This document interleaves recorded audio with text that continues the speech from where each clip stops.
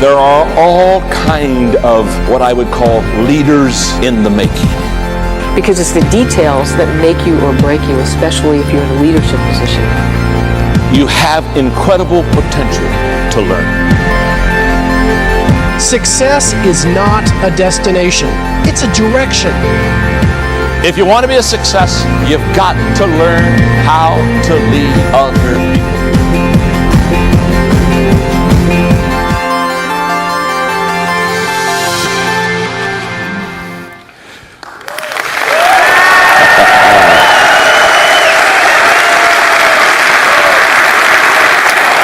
Wow.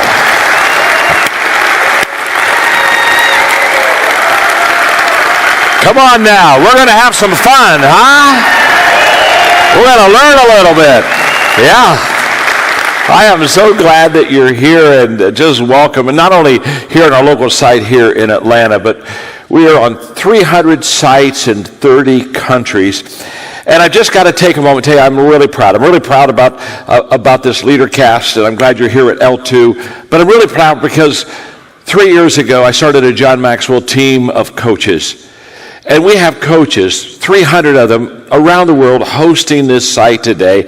And I am so proud of my coaches because they're learning how to lead, they're learning how to teach, we're learning how to help people in corporate life. And I'm just really proud. So would you do me a favor, because I'm ready to teach because we really want to learn a lot. But would you let's give a hand to the John Maxwell team and the coaches that are at all of our simulcast sites today. Give them a hand. They're just beautiful people. Wow.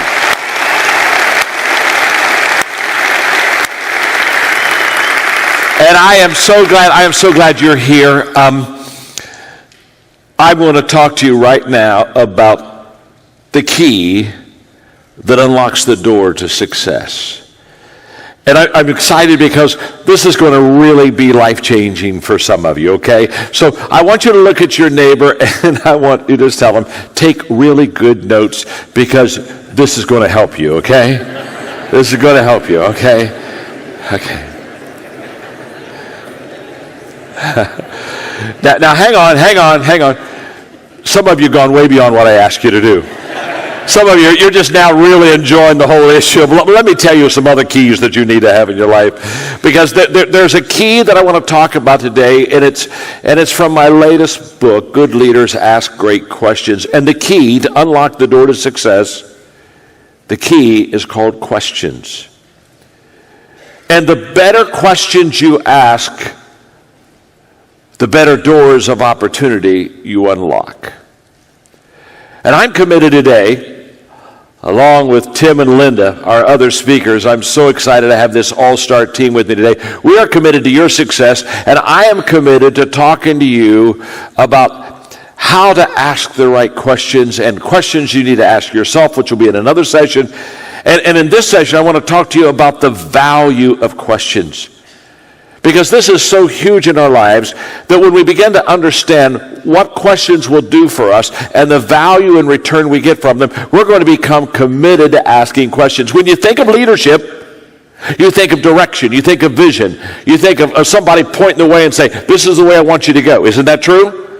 But what I want you to understand today is behind every vision that is cast, behind every pointed finger that gives a direction and saying, let's go this way, behind all of that impetus of leadership are good questions. In fact, I've been asking questions. I learned the value of questions 35 years ago, and I've been asking questions all my life, and I came to a point where about 2 years ago, I said, I've got to write a book on questions. I got to help people really learn to ask the right questions because it's the key to success. And so my newest book that just came out 2 days ago, Good Leaders Ask Great Questions. And by the way, people ask me, what is the favorite book you've always written? My favorite book is the book that's just been released, okay? So out of all the 74 books that I've ever read, this is my favorite book, okay? Good Leaders Ask Great Questions. And this book is going to help you really understand how to lead by asking questions. In fact, the latter part of the book is a reference book, literally because I do Q&A all the time. There are hundreds of questions on leadership that I answer in the back of the book, and it'll be a reference book in leadership. But the first chapter is what I want to talk to you about today because I want to talk to you about the value of questions. I have a rule of 5. And my rule of 5 is something that I do every day. And I don't have time to teach the rule of 5, but basically the rule of 5 says you need to know what your strength is. And when you know what your strength is, you need to do 5 things every day that will take that strength and make it greater. And in my rule of 5, one of my things I do every day is every day I ask questions. I was in Las Vegas recently, and I was getting ready to do a conference with Jim Collins, and we hadn't seen each other for some time. And so we sat down for lunch, and I'll never forget this lunch. We sat down, and he looked at me, and I looked at him, and we both started asking each other a question at the same time. And he stopped. He said, "John, I know what this is going to be all about." He said, "We're going to want to ask each other questions." I said, "That's all I want to do. I've got a whole list of questions to ask you." And he said, but he said, "I got in the conversation just a moment before you did, so I get asked the first question." And so I said, "Okay, you ask the first question." And he asked it, and I gave him a 3-word answer so I could get on with my questions.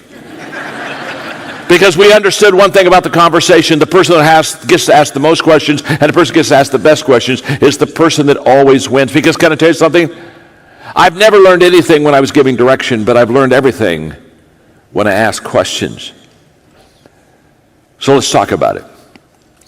The first value of questions, I'm so excited about this. The first value of questions is this: you only get answers to questions you ask. You only get answers to questions you ask. If you don't ask the question, guess what? You don't get the answer. And I learned a long time ago, it's better to look uninformed than to be uninformed. I've watched people all the time. They want to look good, so they're afraid, well, this question is this may be a stupid question. This may be a foolish question. I wonder if I ask that question, what are the rest of them going to think about? Are they going to know? Are they going to know that I don't know something? How many of you have ever thought of a question you really wanted to ask, but you thought maybe it was a stupid question, and so you didn't ask it? Would you raise your hands? Today. Yeah, I've done that. In fact, let me tell you a story. I'm in my middle 20s, and I'm doing pretty good. I started off as a pastor, and I'm doing pretty good. And my church is really growing, and so I was invited to an event called Idea Exchange. And Idea Exchange was where pastors of large churches in America were coming together, and they were just doing questions, and they were talking about their experiences and their successes. And I'm the youngest kid by far. Most of them are in their 40s. I'm 25, 26 at that time. And I'm invited, and I'm way over my head, and I'm in tall timber, and I feel intimidated. And I went there, and there were a lot of questions I wanted to ask. And after this event was over, I got in my car, and I was very discouraged because guess what? I didn't ask one question. And I didn't ask one question because I looked at all of them, and I saw they were so much better and faster and more experienced and more successful. And I looked at myself, and I said, I'm not in their league. And so I kept quiet. And then all of a sudden, I was going home. I realized something. I had cheated myself. And here's what I want you to understand. When you want to look good and are afraid to ask a question, the only person that lost was you. You cheated yourself. And that day, I learned something. I said, I'm never going to go back to any event, at any time, at any place, with anyone, and not ask the questions that I really want to ask. And I could list for the next 15 minutes times when I boldly asked a question, got the courage, and got the answer. And it totally changed my life. What am I saying to you? I'm saying to every one of you listening here and all of you on the simulcast, here's what I'm saying. You are perhaps one question away from an answer that you need that's going to literally make a difference in your life. So would you look at your neighbor and say to them, you're one question away. Go ahead and tell them that.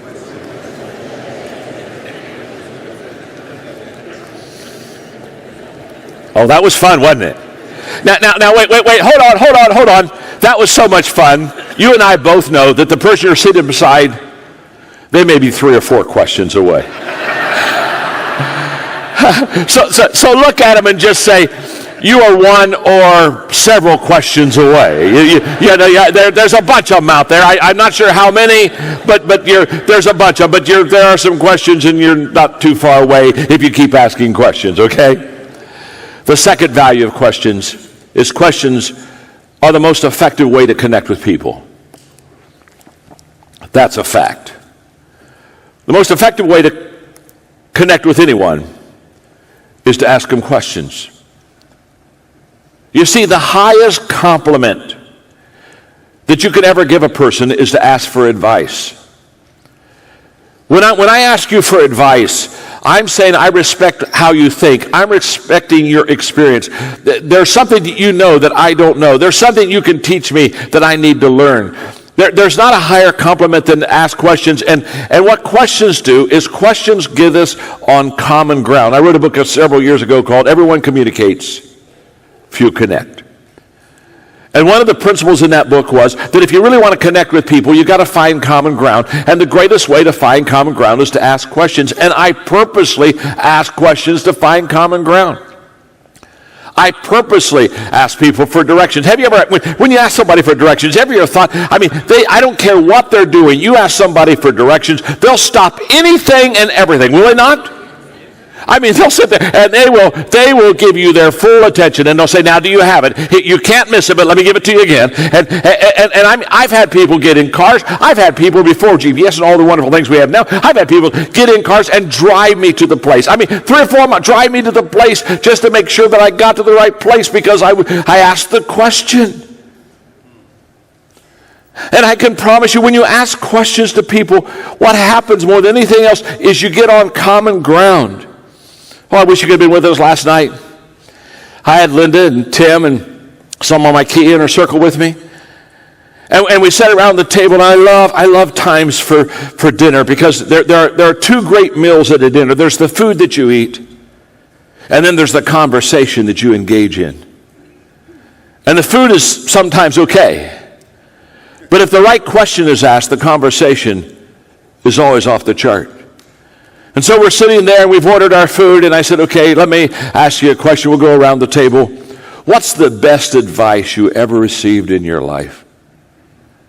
And they began talking about the best advice they ever received. And I'm over there with my iPhone, and I'm taking notes, and I'm putting thoughts and quotes away, and I'm listening to them. We went around. They told beautiful stories, warm stories, life-changing stories, best advice you ever received. And then I turned around, and as soon as they got clear around there, and they kind of, whoa, wasn't that beautiful? I looked at them and I said, let me ask you another question. If you could only give one word of advice, only one, what advice would you give to people? And we went around the table again. You see, I love dinner. It's obvious I love dinner. Look at me. I love dinner. But what I really love is dinner conversation. And I'm intentional every time I sit down, and I'm going to have an hour and a half, maybe like last night, it was 2.5, 3 hours, because I'm telling you, it got good. And I learned so much, and this morning I got up and I got my iPhone out and I went over the thoughts that I picked up last night, and I read them again, and I kind of put them into my mind and kind of let it marinate me a little bit this morning. Now, I just want you to understand, you're just a question away. You're just a question away of getting on common ground with people until you are both on the common ground and you are connecting with each other. You see, people connect when they understand, but they commit when they feel understood. And only people feel understood when you ask questions of them. Because when you ask questions of them, you're saying, I want to know more about you. I want you to tell me more about yourself. I want to learn more from you. And there is what I call a connecting channel. And the connecting channel has a process, and I've used this process for years. I want to share it with you on all of our simulcast sites. I want you to have it because this is going to help you. And the connecting channel is very simple. You listen, you learn, and then you lead. And you listen, and you learn, and then you lead. And you listen, and you learn, and then you lead. And the catalyst for listening is asking questions. And when you ask good questions and listen and learn and lead, and then ask more questions and listen and learn and lead, I will promise you, in an hour and a half, 2 hours last night, there were people in that room that have known each other for 20 years, and they learned something new about each other that they had never learned before because of the questions that were asked. I can promise you, Questions allow you to connect with people more than anything else. Can I tell you something? Advice will never let you connect with people like questions will. When you sit at someone's feet and you say, I want to learn from you, it's the highest compliment you can give them. The third value of questions is questions unlock doors that otherwise would remain closed. You see, when we think of the door of opportunity, we have a real mistake about doors of opportunity. We have this idea that if we get in close proximity to the door, it's like going to the supermarket. It just opens up for us. Or we got this idea that if it doesn't open up for us, at least we can go over to that door of opportunity and we can turn the knob and we can walk in. Can I tell you something? The greatest doors of opportunity that you're ever going to have do not open automatically, and they don't open if you turn the knob. The greatest doors of opportunity that you're ever going to have are locked. They're locked. I can promise you this. There's nothing easy about success. You can tell you're on the road to success. It's uphill all the way. The doors are locked. And the only way that you and I can unlock that door of opportunity, that door that's going to lead us to something that's going to be greater, the only way that we can ever get there, the only way that we can ever get in that door is to use the key, and the key is questions. And when we begin to ask questions, I promise you, it takes us to places that if we didn't have the key of questions, we would never get into. I know this for a fact. I have hundreds of examples of that. Let me just give you one. I love to play golf. And about 15 years ago, my brother and I and our family members decided to go to Scotland to play all the old golf courses. And of course, the course that I wanted to play more than any other was the old course at St. Andrews, the oldest golf course in the world, okay? Of which all great golfers, because it's the oldest golf course in the world, all great golfers have teed off at the old course. And I wanted to play the old course, and so we went through our travel agent, we went through all of our connections, and it was a total close that day. We couldn't get on the old course. We couldn't get it in our agenda, and so we were going to play all the other great courses. We were going to go play Muirfield and all the other ones, but we weren't going to get in the old courses. And they said we couldn't play the old course, but they said we could play the new course. Now, the new course is right beside the old course. The old course is 400 years old. The new course is 300 years old.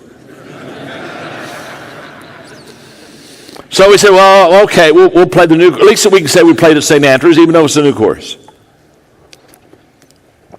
We pulled in the parking lot, and it's still bugging me that we can't get on the old course. And so when we pulled in, I said, let me out right here. It was right kind of where you go in to talk to the chief steward, who was the one who let you on the course. I said, let me off right here. I said, you guys park the car, you bring the clubs. I said, I'm going to try. I'm just going to try one more time to get on the old course. And so I walked in, and there was this gentleman here that was behind his desk, and he had his ledger out there and all the tee times. He was very proper. He had a tie on. And I approached him, and I introduced myself, and I said, sir, I have a question I'd like to ask you. He said, what's that? I said, have you ever knowingly helped a person realize a lifetime dream?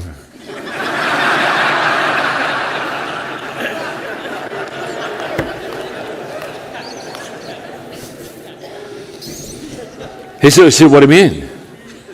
I said, well, what I mean is, have you ever knowingly looked at a person and said to yourself, because of me,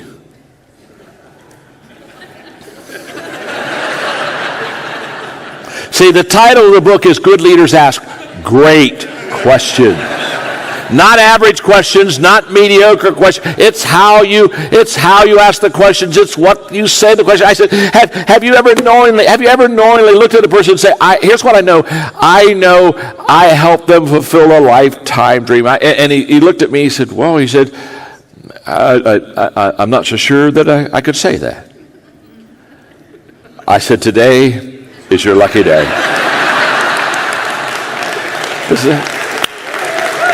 This is your lucky day.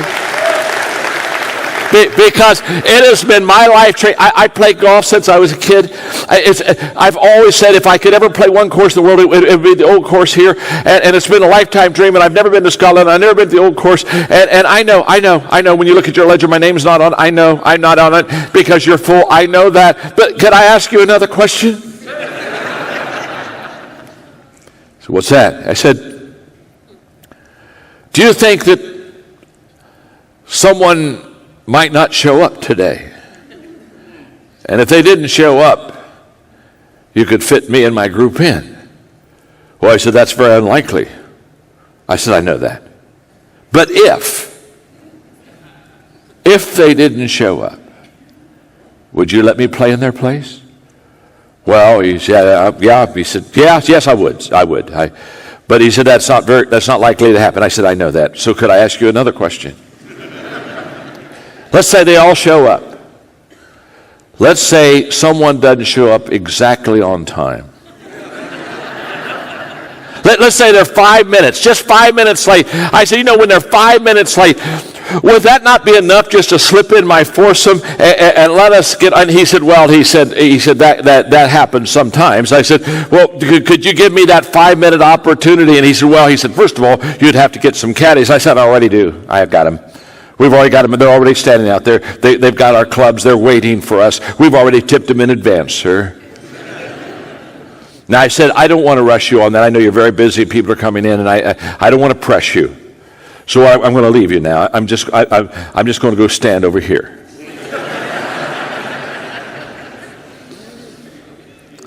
And I walked over about 10 feet from him, and people were checking in, and every once in a while I'd look up, and as soon as he'd look up,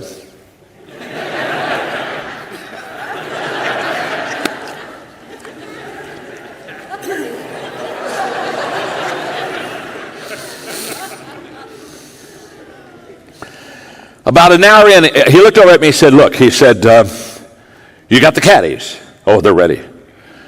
And then he looked outside, and Jack Nicklaus, if you ever go to the old course, there's a place where they have it literally roped off. They're so traditional over there. They have a place wrapped, just totally roped off, where Jack Nicklaus, it's his practice tee, which it's before he gets first tee, where he gets it, and he swings the club. It's Jack Nicklaus's place to practice. And my brother had climbed the ropes and was getting pictures taken. And he said, who is that guy? I have no clue who he is, sir. I have no clue. He's not in my group, sir. No, sir, he's not in our group. He went back to let somebody in. I went out and told him, brother, please, I'm doing my best to get us on this course. You're killing me right now. You're killing me.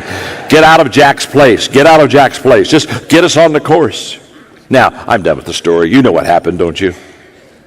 We played the old course that day. In fact, the caddy, when we teed off, he looked at me and said, boy, you weren't on the list. How did you get on? Great questions. Great questions. Can I tell you, I could tell you story after story. I could just tell you that when I was in Australia in January, I got into the semifinals of the U.S. Open without a ticket.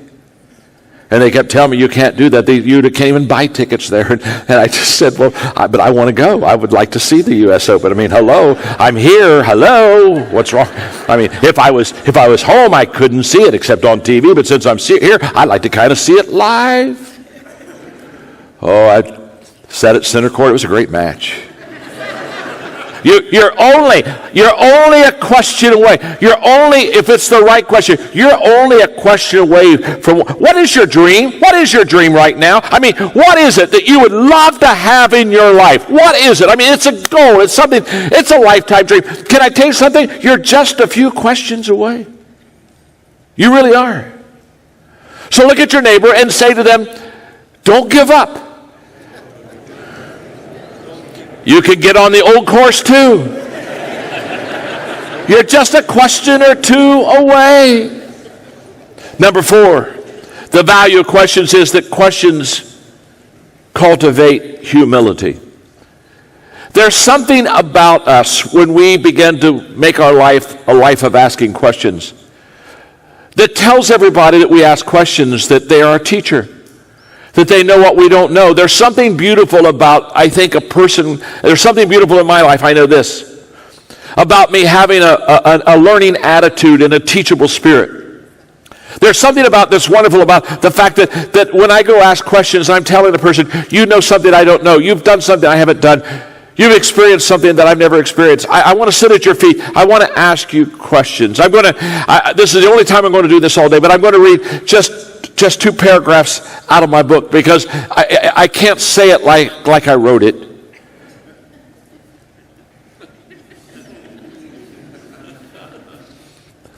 I'm just laughing at myself for a moment. I had a person one time say, John, I can't believe what you say. I said, you'd be amazed if you knew what I didn't say.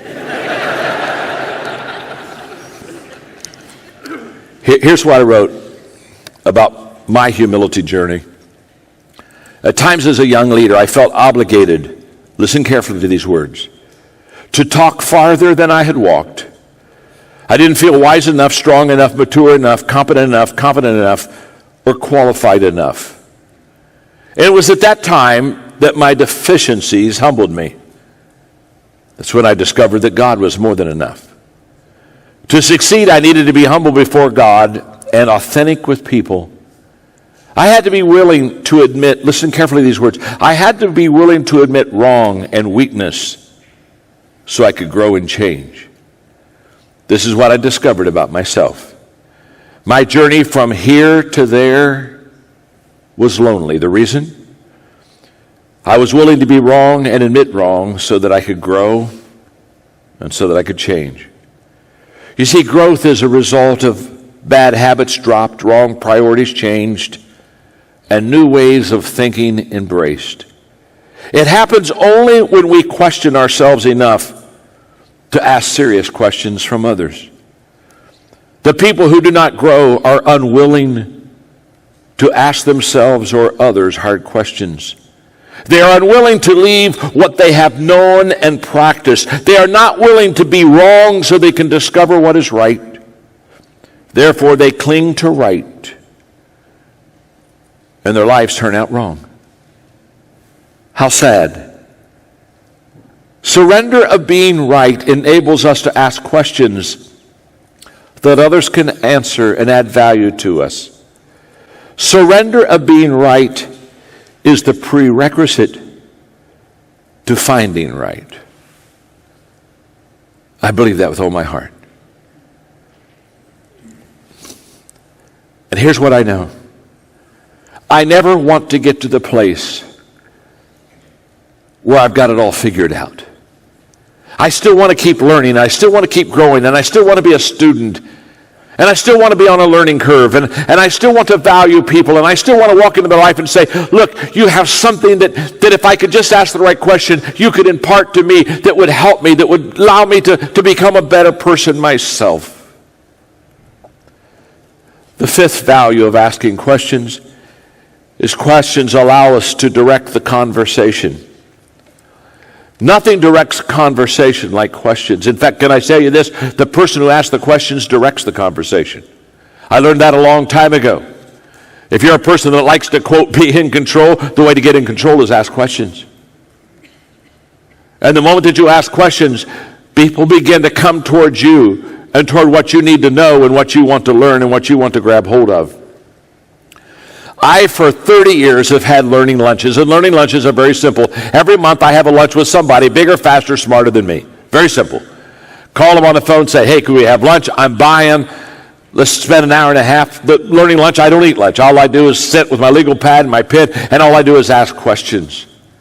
And I can promise you that monthly learning lunch where I ask questions has given me more ideas and thoughts to success than anything I've ever done. And I want to encourage you to have a learning lunch. In fact, let me tell you this. You need to constantly be around people that are bigger than you, better than you, faster than you. Let me put it this way. If you're at the head of the class, you're in the wrong class. You need to get out. I can tell you, nothing is worse than being the smartest guy in the room. Nothing is worse than being the most successful person in the room. Nothing is worse than being like Mr. Answer Man. You don't want to be Mr. Answer Man. Mr. Answer Man doesn't grow. Mr. Answer Man just talks. You want to be Mr. Question Man. And you want to sit and just absolutely pull from people. And these learning lunches, that's what I do. I've got my questions and I'm going to give them to you. I've got to give them to you quick. So you got to write fast. So look at your neighbor and say, write fast. Now, let me just say something. You're doing so good. I mean, I'm watching you. You're just grabbing this. I can tell you're grabbing this, and I'm so happy. And it's so fun to teach people that are smart and good. And you're just really doing good. But I just want to be just honest with you for a moment and confess to you, I'm concerned about the person on your left.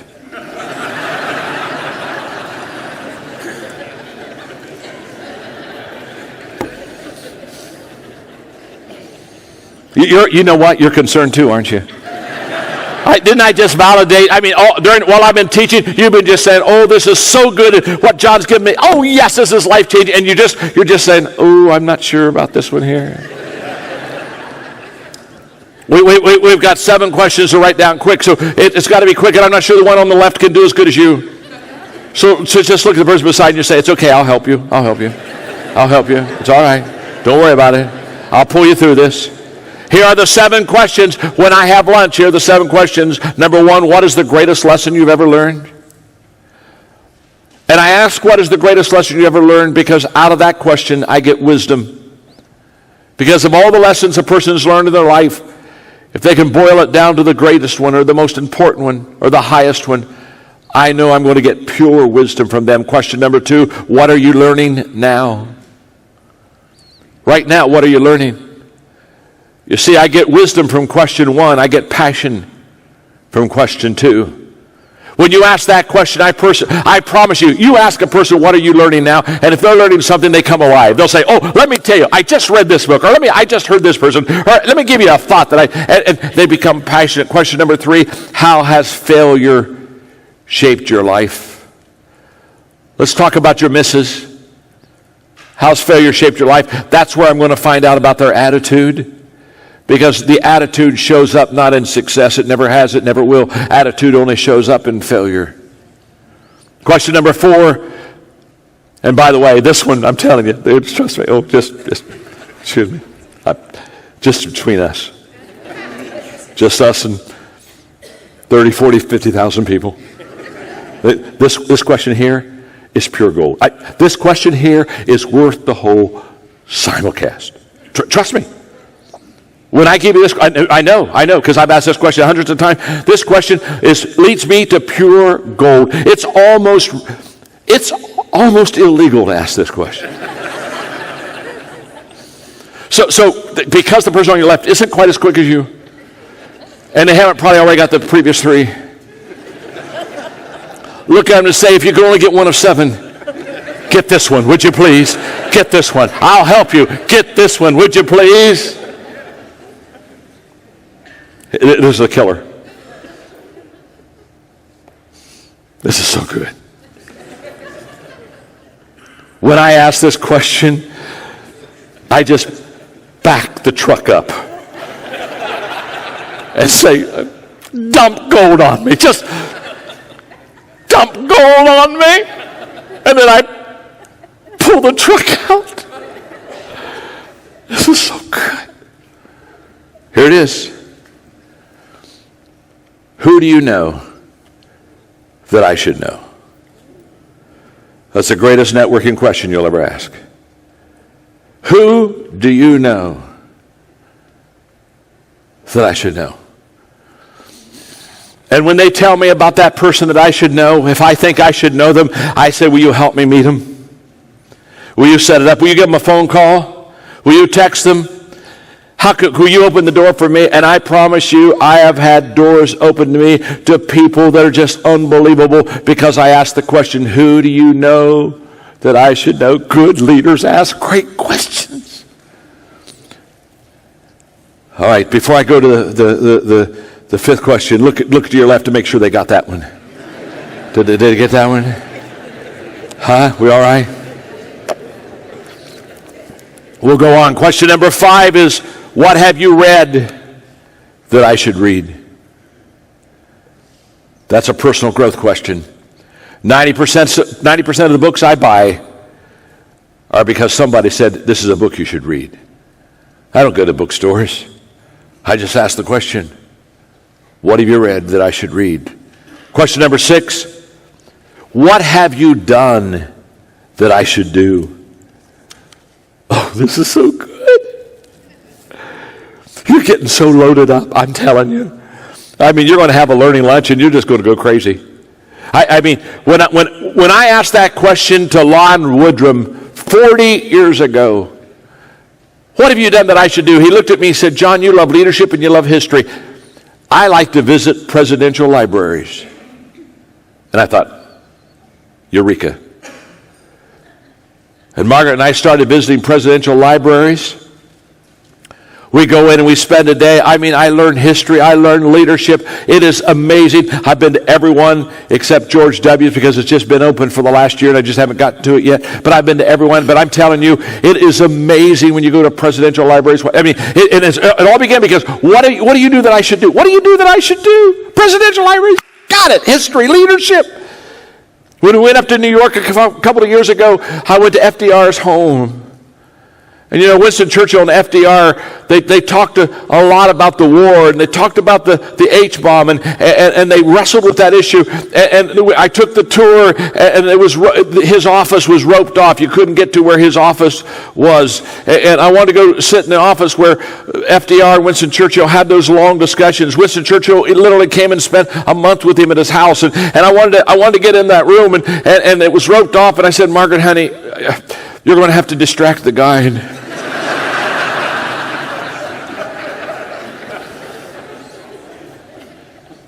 I mean, you think I'm going to get that close to the room? It's like the Australian Open. You're there.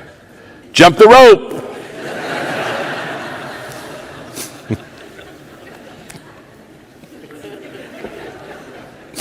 I can no longer go in that story. I just must move on.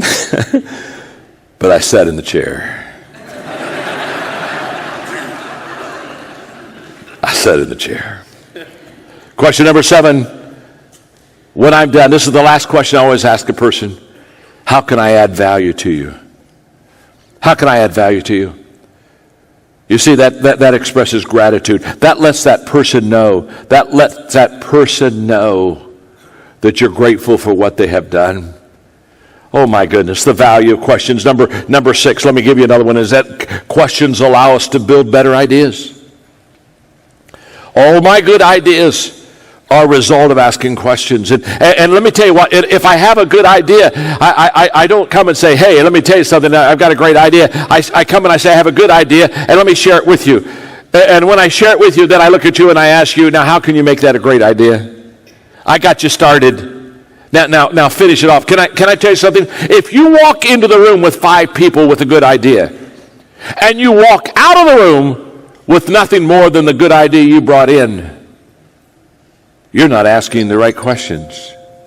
And you're not only not asking the right questions, you got the wrong people in the room. Hello? When I tell my people to come to the table, I tell them very simply, you either come to the table prepared or you're on the menu. You don't want to be on the menu. You want to be at the table. And when you walk into the room, you see, here's how that works. Because it really does work. Patty. If you have a good idea, she's one of my coaches. In fact, you gave me one of the finest gifts I ever received when you embroidered a pillow and you gave it to me of the 21 Laws of Leadership. And in my office in Florida, I've got it on a chair opposite my desk, and every day when I'm writing, every day when I'm working, I look at that pillow. I mean, thank you for that incredible gift. Could you make me some more pillows? Do you see how questions work? Listen, I'm demonstrating questions right now here for you. Now watch this one. Here's what I want to demonstrate for you. If Patty has a good idea and I have a good idea, but Patty doesn't share her good idea with me and I don't share my good idea with her, how many good ideas do I have? I have one good idea. And I only have one good idea because I've never brought it out. I've never put it on the table. I've never begun to ask questions. But if I have a good idea and I share with her my good idea and she shares with me her good idea, now guess what? We don't have 2 good ideas. I know 1 and 1's 2. I understand that. But when you begin to have conversation and you begin to, guess what? Out of 2 good ideas pops up another good ideas. You see what I mean? 1 and 1 is never 2. It's 3 or 4 or 5 when you ask good questions and when you have good dialogue. But let me tell you how this really works. Can I tell you something? Every great idea is birthed out of good ideas. No great idea is birthed out of a vacuum. Nobody ever woke up and said, great idea. No, maybe a good idea. Have you ever done like I've done before? You wake up in the middle of the night and you just think of something that's just great. And I used to have a pad beside my and I would write down that little thought and I'd go back to sleep. And then I wake up the next morning, I look at that thought, this makes no sense at all. But how do you get a great idea? By sharing good ideas. And how do you share good ideas? By asking questions. And I promise you, asking questions will give you greater ideas. Value number 7 of questions is questions give us a different perspective. Before you attempt to set things right, you've got to make sure you see things right. And the only way that you can see things right is by asking questions. And number 8, I'm just hurrying now because I don't have much time. And I'm just wanting to get it in. And you say, are you going to give us all of them? No. Why would I give you all the values of great questions? What am I missing? You got to buy the book. You understand that, huh? Look at the person on the left and say, you're slow. You need the book. You need the book. You're slow. You can take the book home with you. Number 8, questions challenge mindsets. In other words, questions get us out of ruts. They really do. Because questions precede discovery, and discovery precedes change. And so the way to get out of a rut is to start by asking good questions. Number 9, questions. This is so true. Questions set us apart from other people.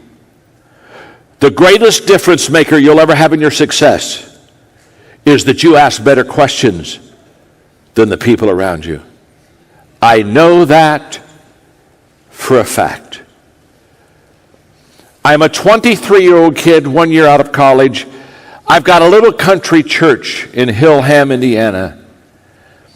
And a man brings me a list of the large churches in America, the 10 largest. These churches were in the thousands. I'm in Hillham. I've got just a handful of people in a country church. But I've got a big dream.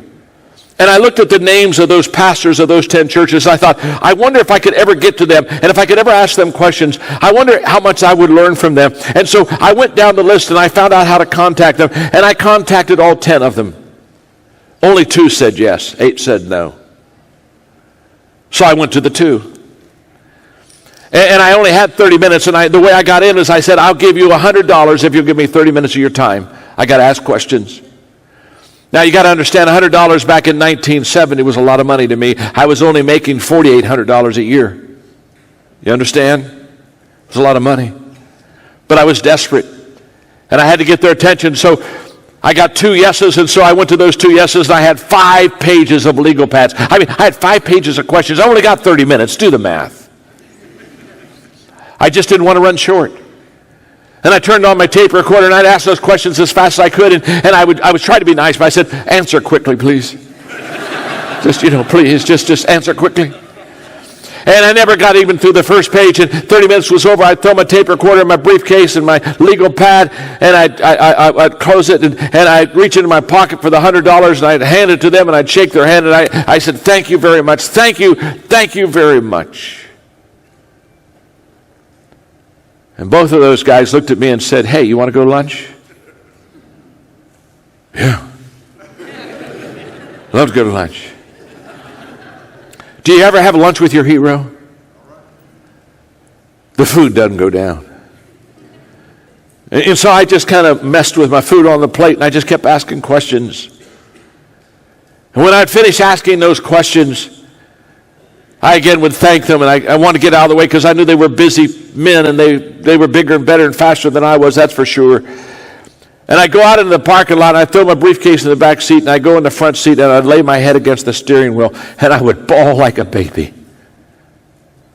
And I would say something like this: God, if you could do that for him, you could do that for me.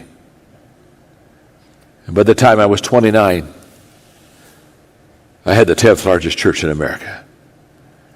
And it all began because I asked questions.